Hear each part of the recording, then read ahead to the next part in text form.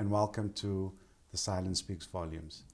In today's episode, we welcome back Abida Steenkamp and Rehana Kasim as we discuss the medical treatment prescribed versus the Google MDs out there. Welcome back, ladies, and thank you again for your time. I'm sure you all heard it from a support perspective as a patient. The Google doctors out there. I found two phenomenal things happen when I was diagnosed. I call it phenomenon. And the first is the amount of people that pretty much signed my death warrant. This is it. That's rectal cancer. It's one of the most aggressive types of cancer. Stick it for Faisal. And the other was the Google PhDs, the Google medical PhDs that surfaced out of nowhere. That had all this advice to offer. Was it the same for you, Rehana? With me, when people came to me and to tell me what they found on the internet, because I wasn't into the internet. You know, you're so shocked that I didn't still go and do research about what was happening to me. I just wanted to know if I'm going to survive. That was my focus, if I'm going to survive. But yes, people came to me, people came to tell me who died of cancer. But you know, just to sort of deal with that, I would say, but I never kept the stats. I don't tell you, I don't want to hear that. It's just like, I never kept the stats. I don't know why you're telling me who died of cancer. I actually wanted to know who survived this. I wanted to know good things, because good thoughts feeds like good feelings into your body, and that is how you can actually heal yourself. Your body actually, you know, we talk of chemotherapy, radiation, healing. We can actually heal ourselves with good thoughts. So when people came to me, it was always like they wanted to give me more information than my professor or my doctor. And we just had to find a way of telling people that it's fine, I'm going to get through this. You know, but I can tell you it is a very difficult topic, because you don't want to push them away. But you also don't want to accept what they're saying. But very often it's the family themselves, you know. Yes. They go and do the research and say, Mommy, no, you know, this research was done, or this is said on Google, you know, don't go for it, you know. Yes. And I actually had a nursing sister that said, you know, she did her research on Google, and then she was hesitant to accept the chemo. But when, at the very hospital that she worked, when she spoke to the oncologist, and he said the benefits that it would add to quality of life for her, you know, she realized, but this outweighs much more, because he's got the expertise, he's done this before, he knows and has seen what patients have gone through. I'm going to go with this. And, you know, adopted that positive attitude, and she's still around in the hospital. Exactly. You know? I often refer back to a conversation that I had with my family, and I mentioned it previously here too, where I said I'm putting my faith in my Creator, that He's guiding the medical team. Yeah. I'm not interested in X, Y, and Z and Aunty Josie's secret recipes and super diets and all of that sort of thing. And people weren't respecting that. They were still bringing it. And as for me, I think it kind of was, again, their fears being projected on me as patient. I'm the one that's needing the help here. I'm the one that is ill. I'm the one that's dealing with the fact that I don't know for how much longer I'm going to be here. Am I going to see my kids get married? Or am I going to see them hit That's 21? a real concern. And you're not respecting my wishes here. I'm trying to process this. Yes. And I purposefully didn't Google anything myself. I remember one night opening my laptop and started Googling, and I saw all these results and I closed it. And the biggest reason why I closed it was because I also know from working in the IT industry that for every 100 articles or sites that you're going to get promoting raisins is good for you, you're going to find another 100 that says raisins isn't good for you. Yeah. And I didn't want to cloud my judgment with all of that. And I get what you said about being respectful about it and saying, yes, thank you, I will take that on. But how do patients navigate, in your experience, how are patients navigating this? Because I think there's also another dynamic where you have the not so literate person, and never mind the fact that they don't know much about cancer, they're not very well educated, and they just, especially in the state hospitals, they've got to blindly follow a doctor, and then you still have family members that is throwing things in here. Now, very often, you have the patient actually telling you, the doctor said I've been diagnosed with colon cancer, but he didn't actually explain what my treatment is going to entail. I don't really understand, what is going to happen, when and how. And when you actually phone the hospital, they say, but the doctor and the social worker actually sat down with the patient.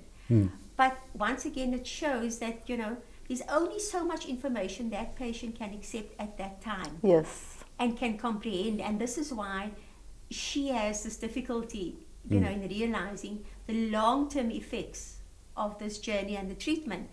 And this is where we often ask, would you like us actually to sit down with yourself and your family and explain what those effects are going to have on you, the various treatment. Yes, yeah. And it's like a roller coaster. One day you're going to feel good, one day it's not that good, and your appetite is going to change dramatically. And also in terms of, you're going to learn by trial and error what food you can take in and what not. And, there are days that your emotional moods are going to be affected, and they mustn't see you as becoming aggressive or rude, Yes. It's part of your journey, and they need to understand that patience, they're going to need a lot of patience, more than ever. Yes. So yeah. The way I actually navigated through this is, and also not to, to push those people aside. I empowered myself. If I hear there's a talk, a dietitian going to address us, I'll attend it. If there's a Aunty, whatever lectures there are, I always used to attend. And I educated myself, because I think if you are educated, you're more powerful in knowing what to do. So that is the way I go. And there's no special diet for cancer survivors. We all should, what normal people should do, we should do. Like, for example, like somebody told me the other day, she's in stage 4. I'm in stage 4 for how long already? Yeah. And the doctor told her to go home and to actually, get the documents in order. I would have told the doctor, you must also get your documents in order, because tomorrow is promised for nobody. Yes. So whatever a cancer survivor must do, a normal person must do. Moderation. I do moderation. People will say, you must stay away from sugar. But it's like you said, it's different for every patient, yes. And exercise. We all should exercise, not only people with cancer. So, I think they should actually take the stigmas away as well. There's a stigma to cancer survivors. And this is where the support groups can help. Yes. Because it's out there for anyone to join. Yes. At most hospitals offer that support, Yes. even in the community, even the churches. And it's for the caregivers, the patient themselves, Yes. the extended family, to actually come and support each other and ask whatever questions they have. I think for me, and it's also interesting, like with your journey, you empowered yourself by finding out more. Yes. For me, I felt that I don't want to know, because you get this preconceived idea. It's like you read a review on the movie that's coming out, and you go and watch the movie, but it's nothing like that. And then I take my journey and how it was for me. You're supposed to be in hospital for 15 days. I never fought the fact that I'm going to be stuck in a bed for 15 days. I accepted it, but I was there for 8. And then I got discharged, and yes, my physical condition had to do with it. At that point, I started, because while I was laying in hospital, I got asked the question, would you want to go and run the Chicago Marathon? I've never run a marathon before. At that point, 2 weeks prior, the furthest I ran was the FNB 12-1. That was the furthest I ran, which is 12 kilometers. And I said yes. And there was a lot of fear behind that yes, and it gave me something to work towards. Yes. But it was also for a good cause. And then I started looking, okay, and at that point also I didn't know whether I was going to need chemo or radio. I knew either one was on the cards. And I started researching, okay, chemotherapy everybody says it's going to make you so sick and it's going to make you this. Then I started finding articles in, yes, you can run and you can do exercise. Yes, you may not be as strong as you were before, Yeah. but it is actually a good idea because it gives you that natural endorphins that on its own is a feel-good drug. So I think what I'm trying to get to in a long way is you've got these different ways that people are accepting and wanting to deal with this. Yes. Then you've got the illiteracy, and I don't mean it in a derogatory term, the illiteracy around what cancer is and what chemo is, because not everybody is going to get sick and violently ill and lose their hair, and you get different cocktails, different strengths. You mentioned previously that you had the opportunity to say, is my dosage too strong? Can we turn it down?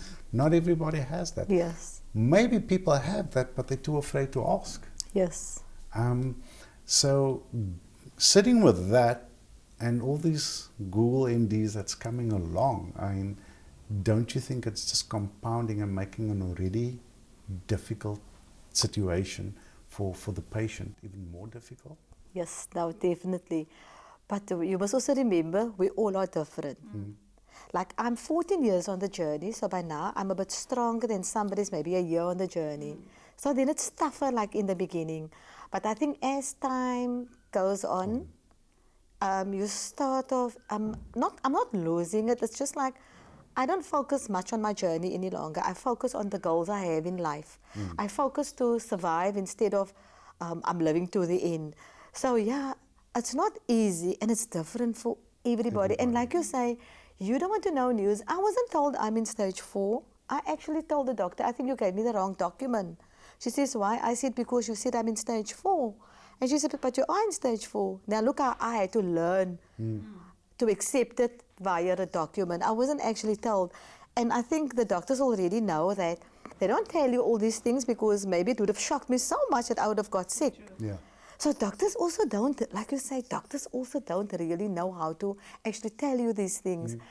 And also, even my doctor, like somebody asked me the other day as well, did your doctor tell you what to use to survive, like with vitamins and things? Yeah. They focus on treating you. They don't focus on your quality of life. You have to come to the party and you have to make things work for you. And now you want to come to the party and you want to make things work for you. Then you get all this Google MDs. Yeah. And it's really difficult, Faisal. It's not easy. Now, in this aspect, a support group can be very, very beneficial. Yes. We had a young lady that walked in and said, I've just been diagnosed with colon cancer. And the first thing everybody, she was new to the group, everybody welcomed her, gave her a hug and said, you're not alone, please come and join. Yes. And they said, when are you starting your treatment? Is there anything you would like to know? And we added her immediately to the chat, the support group chat. And one of them said, I'll go with you. Would you like me to go? And she said, I would love that, you know. Because there was someone that has been on the journey that's willing, you know, to be there for her. And she felt so, you know, she said immediately, you know, she felt this is her family because here everybody, you know, is reaching out to her saying, is there anything we can do? Is there anything that you don't have clarity on? You know, we on this chat, whatever you don't know, what doesn't work, what doesn't or works for you, ask, you know, we've been there. So that is a great help, you know, for many. I think you touching on something that I was hoping to cover later on, but the support groups as well, and yeah, I'm just playing devil's advocate right now, is that the same way you have those Google MDs, in a support group, do you not find just the followers and those people that just agree on with what everything that is being said, versus the, and I'm going to use my time in hospital, the 15 days versus the 8 that I spent there, is you can expect this, and then you get this feeling that, okay, yes, that is what I must be expecting, and that's what I'm going to look out for. But then it doesn't happen. Yeah. You actually get a vast array of opinions in terms of people, because it's so different, so many different people that have been on different journeys. So they will say, this worked for me. Yeah. It might not work for you, you know, but think about it. There is an option. They will also say that I've been to the homeopath at Kenilworth Centre, and he's very good. If you need advice, you could ask him. If you're concerned about what vitamins will work for me while I'm on this journey or not. And they will also tell each other, this oncologist, is amazing in terms of, this is his number, you can actually ask him. If you're unsure, he's the expert. So that they give the patient that encouragement. That's Yes. awesome. And support. Because in my case, when my professor spoke to me, he actually discouraged me from joining support groups because they can pick up if you're positive. Okay. And he said to me, no, you're too strong for the support group. Somebody might just bring you down Yeah. because I'm new on the journey. Yeah. And also he said to me, rather join it after you feel like you have to feel strong, because you're going to have to defend yourself should you get there and somebody's maybe negative. Because it's not easy changing a negative into a positive each time, Yeah. And to me, the shock was so huge that I wanted to do it on my own. Even when I was in hospital, a lady from Reach for Recovery came to me to offer me help. I actually didn't want to, not out of rudeness, I just didn't want to hear the lady's story. But I think it's just because I was newly diagnosed, I didn't know what to expect. I really didn't want to know anybody else's story. I wanted to form my own idea about cancer. I wanted to do everything on my own. So in a nice way, I just say, not today, no thank you, it's fine. And also buddies, I know buddy people, but not all buddies are even the same. Yeah. I don't want to know what you went through, how, it's just like you just wanted to know who's surviving and how do you survive. Exactly. I think we celebrate the negative more than we celebrate the positives. Yes. And that is I think the idea behind the show is to change that, to celebrate the positives more often. And I remember an incident while I was still in hospital. I think it was my second going on to third day in the general ward, where the physiotherapist came around and she asked me to walk. And this was a locum because it was a weekend now. And I've never seen her before.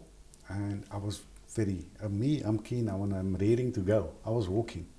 But this particular morning when she came around, I looked at her, I wasn't feeling well. I just said, well, please can we do this a little later, not now. And she was like, you men are all the same, big babies when you get sick. And I looked at her and it was like, to hell with you, I'll show you. And I got up and I did it. But I also knew something didn't feel right. Yeah. And I've come over the years accustomed to listen to my body. And something wasn't feeling right. Anyway, I'm out of the bed, slippers is on, and I'm doing my shuffle, trying to hold myself up because the core's been cut up. And I looked at her and I said, bucket, because I knew I'm not going to make it to the bathroom. She looked at me, I said, bucket. And she came with this little kidney bowl and I just held all over her. And I just looked at her and I said, I told you something's not right. And I turned around and I went back to the bed. Yeah. But she had this perception. And I think that's what I'm trying to get to is where there's a perceived idea of what should happen. Yes, they think all patients are the same. Yeah. And all patients are not the same. So if doctors are getting it wrong, people who studied the 8+ years, that person that spent 10 minutes, 15 minutes researching on Google. I think there's a lot of sort of vast improvements in that aspect, because now they're actually speaking to the second year students and encouraging them to speak to survivors. Okay. So that they can hear how the news was broken to the survivor. Okay. And learn from that and develop that empathy and listen, how important it is to listen and to make sure, because some people have horrific stories. Yeah. True. This one lady said she was driving and a local GP phoned her and she had the Bluetooth on and he said, I'm sorry, you've just been diagnosed. And a 16-year-old son who she had just picked up from school said, oh my God, Mom, is the doctor saying you got cancer? And she said, no, he's not talking about me. And she just drove home and she went into her room and she phoned her husband. She said, you need to come home. And she was hysterical. How could the GP say something like that. this? So true. So it's very important. They do realize that. you know, that the message needs to be portrayed in the right setting and with the right tone of voice, and you need to take your time and, you know, do it at the patient's pace. Yes. I think you're also touching on something very important where we don't always consider what is it like for that doctor. He or she is dealing with terminal illness, potentially terminal fatal illnesses all day, every day. You're seeing Rehana now, you're seeing Faisal now, you're seeing Abida now. Either one of them may not be here tomorrow. And how do you prepare yourself, or how do you manage giving this bad news all the time? Well, some doctors actually say, you know, that it does affect them to the extent that after they've given that, you know, they maintain that composure. And, you know, when the news is, you know, stage 4 and, you know, it's terminal in all sense of the word. And then when they walk away, you know, some families have said they've seen the doctor shed a tear or two. And I've had this specific doctor who's now been diagnosed with leukemia. You know, when she speaks, she says, they've actually said the chemo's not working and my lifespan has just been reduced from 6 to 3 months. Wow. And I said, oh my God, I told my daughter, and my daughter says, Mom, you know, she's a doctor, she's just being realistic. Yeah, she knows. Yeah. That's the science. Yeah. But, you know, still at the other end of the spectrum, she is a patient at this moment in yeah, time. How yeah. is it affecting her? Because it had major impact on her husband and her father, because they both wanted the best, and her husband was saying, but we need to respect her privacy. You know, yes, I know you want to consult all the medical people that you know. I'm also a doctor, and I know I've also consulted, but at the end of the day, it's what she wants. Because, you know, on the side of the doctor now, Yes. I know when they tell a patient, not I know, I was told that when they have to tell a patient they have cancer, they should actually not be emotional. But I just want to tell you what I actually did after my doctor told me that I have cancer. I didn't think it was in a nice way. He said, I do not want to beat around the bush, you have cancer. And I don't think it was nice. I actually waited for my treatment to finish, and I went back to my GP and I said to him, I so much want to say something to you. You know I'm a cancer survivor, but do you know that I didn't like the day you told me? I didn't like the words that you used. So he says, now, how did you think I had to do it now? But you must remember, I was like 14 years ago. Yeah. So doctors were trained differently. Yes. So I said, you could have told me, you have cancer, but it can be beaten. You have cancer, but there are support groups out there. You have cancer, but the survival rate is 98%. I needed hope at the time. And I'm sure my doctor's doing it differently now. Yeah. And even when I'm on a cancer survivor, right, and we go to the rural areas and we go to the hospitals where we have to see to the patients, I always ask, where's the student doctors? And then I call them together and say, tell me, how were you taught to tell us we have cancer? And then they tell me. And I don't think, they say they are going to change it because apparently you study over, is it 6 years, Yes, Arida? yes. And then only a part of that, not even a full year, you go into the cancer ward and you're not actually being told how to tell the... So I think it must be done with empathy and with, just give us that little bit of hope. Yeah. So I feel just that should be done, man. I just needed hope at the time. You're making me think of that Friday where I went to the doctor now after the Tuesday's colonoscopy, and I'm waiting to hear my fate, so to speak. And I got to the reception, announced myself, and I knew the staff because I do some IT work in that hospital, and I did some work for this doctor before. And when they couldn't look me in the eye, I knew, okay, it is. But I'm sitting down and I'm waiting my turn, and I'm like, no, man, you're just seeing things now. And doctor comes out, he walks right past me, wouldn't acknowledge me, acknowledging everybody else, and I'm going, no, you got cancer. And then I look out the window and it's like, no, you're just seeing things, just stay positive. And he calls me up, and we get to the door, and his words to me is, how are you doing, Faisal? And I looked at him and I'm just like, excuse the language, how the fuck do you think I am? And we walked into his desk and he said, yes, you got cancer. And even though I was expecting it, it still felt like the wind got knocked out. And I didn't hear a word he said. And he was babbling. And I'm like, I hate you. That's what I'm thinking. I didn't verbalize it. It was all in the mind. I hate you. You fucking bastard. Just look at you. And he's just rattling off stuff here, and I'm not hearing what he's saying. And then he does this. He says, say C20. Huh? C20. I say, C20. He says, that needs to be on everything going forward now. That is your ICD-10 code. Oh, okay. Say it, C20. I'm like, C20. And he starts rattling again. And I'm like, you arsehole. That's all that's going on in my mind here. And then he stops. And I realize he stops.